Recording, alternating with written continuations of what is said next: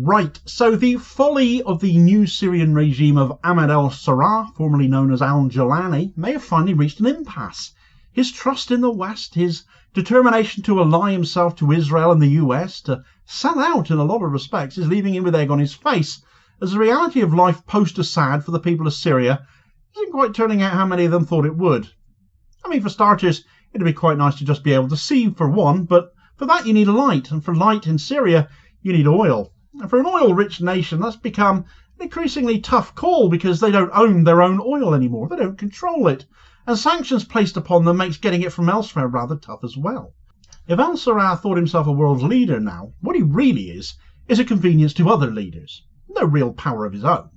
And to run his country is to have to take diktat from others, and will likely continue to have to do that going forwards, and there is all manner of reasons why this is. Syria no longer functionally is its own country. The fall of Assad is coming at a very heavy price for the people of Syria, and one they didn't expect to have to pay in the way they are either.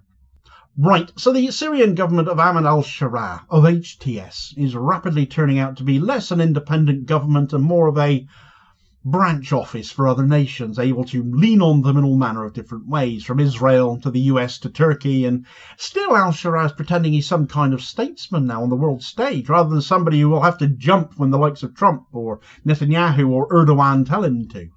He's gushed congratulations to Donald Trump upon becoming president again. He's sent his finance minister off to Davos to become the latest whipping boy for the World Economic Forum. He's doing the optics, but the reality is massively different. Let's start with that matter of just keeping the lights on, shall we? Back in 2011, as many of you will be aware, Syria became embroiled in a civil war as Bashar al-Assad cracked down on people's right to protest, to hold rallies as part of the Arab Spring protests that were happening across the region. A civil war that didn't end until HTS seized control and deposed Assad last month. Well, during that civil war, the extremely valuable oil fields Syria has in the east in Deir ez-Zor Governorate were lost by Assad to a number of different entities as it happens. Firstly in 2013 to the Al-Nusra Front, which later became Hayat Tahrir al-Sham, HTS. Then in 2014 Islamic State seized them. And this was then followed by the US-backed and Kurdish-led Syrian Democratic Forces, the SDF, who took control of Syria's oil in 2017. It remains under their control to this day. Now, as you can imagine, Al Saraa would love to have this oil back because precious little of it, since it came under US SDF control, ends up in Syria itself. They wanted Assad out. They held the oil to ransom. Syria had to circumvent this by getting its oil for its refineries under Assad, for its energy supplies from elsewhere, and to keep those lights on then was a challenge. State electricity was only ever available for a couple of hours a day domestically. Consumers were reliant on their own generators or just going without outside of that time. The oil Assad sourced to get around the loss of his own oil fields came chiefly from Iran, some from Iraq as well. US sanctions preventing them from sourcing oil on the open market, so the already sanctioned to the hilt Iran as well became one of the only options available to them. And of course Iran and Syria under Assad got on well. Syria was able to be used as a conduit for Iran through to Lebanon and Hezbollah, for example, and so on and so forth. But then came the end for Assad, fled to Russia, and in came Al Saraa and HTS, kissing Israel's posterior, threatening Iran, and oh look, Iran turned off the taps, or rather, turned the boat around. They literally did that. An Iranian oil shipment on its way to Syria was turned around the minute the regime change was confirmed. So this has left Al Saraa in a predicament because his country was reliant on Iranian oil. The US controls his oil fields still, and taps are running dry in Syria. Oil prices and petrol prices are ballooning, and it's got even darker than ever before, with complete blackouts becoming the norm. He's left Syria at the mercy of the US and the lifting of their sanctions, and can't ever go against their word for as long as they control Syria's oil fields. Oil which has mostly been going to the US and Europe since it fell under US control. If Al Saraa were to do anything to displease the US, the lights will go out again. The sanctions will come back, as the US have lifted the sanctions on energy at least, as Syria's first oil tender in years has now been issued. Who's going to supply the oil, though? 3 million barrels of light crude and 1.2 million barrels of heavy crude have been requested by Syria. Saudi Arabia has mooted that they might help for a short period. Qatar may be prepared to help, but the third player in this oil supply business is Turkey. Now, Turkey is more than happy to work with HTS. As we know, Erdogan is helping HTS draw up a new Syrian constitution. HTS were aiding Turkey from their base in Syria's northwest in the Idlib region to help project their power and help fight the Kurds in the north that Turkey have historic beef with. This highlights some of the mess before us that al Saraa is now going to have to deal with, though. The SDF are US-backed and have control of Syria's oil fields. al Saraa has to keep the US sweet, though, in order to keep those oil sanctions lifted, yet Turkey are one of those they hope to secure oil supplies from, and Turkey hate the US-backed Kurds. Where Turkey want the Kurds out of the north so they can secure it for themselves, taking advantage of the fractured HTS-led Syria, as the country now is, those same Kurds are guarding thousands of former Islamic State prisoners, IS having made 2 attempts apparently since Assad fell to try and free their people from detention, and HTS want them handed over into their control. Well, given that HTS are themselves an assemblage of Al-Qaeda and IS cast-offs, the thought of handing over those prisoners to people the Kurds may see as just as bad, it's not going down well either. Now, to be fair, the US could step in here if interested. They're on the SDF side, as well as making moves in that way towards HTS. They're not enough to give them back their oil fields, it seems. And the US is on good terms with Erdogan too. Functionally, HTS, the Syrian government now, lack the clout and the trust to mediate their own way out of this mess. If it's to be mediated in a way found to placate Turkey, the Kurds and the US, well, that's going to come at a price for Syria, isn't it? And it's probably a price that's going to be paid in their oil. Throwing all of this into even more disarray, though, is Israel, who will still maintain their newly seized Syrian territory. HTS want to keep Israel on side despite all of this. Still, al Saraa refuses point blank to consider attacking Israel for invading. So you can imagine the Syrian people right now see al Saraa as little more than an Israel or US flunky.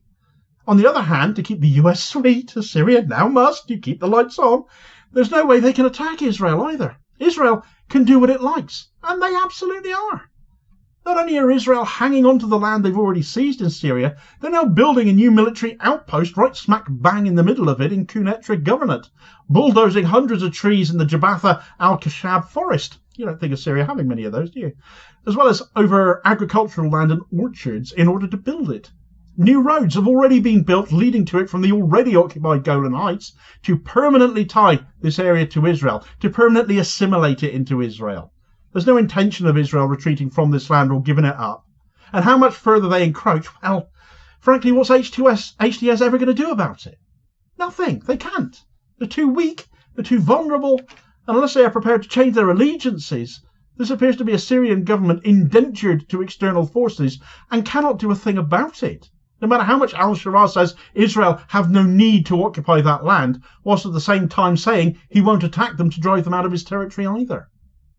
There's another complication going on here as well, one that isn't getting paid too much attention to, but one that requires keeping an eye on certainly, and that's Lebanon. They've been cut off, or Hezbollah have been cut off in theory, from Iran due to the fall of Assad.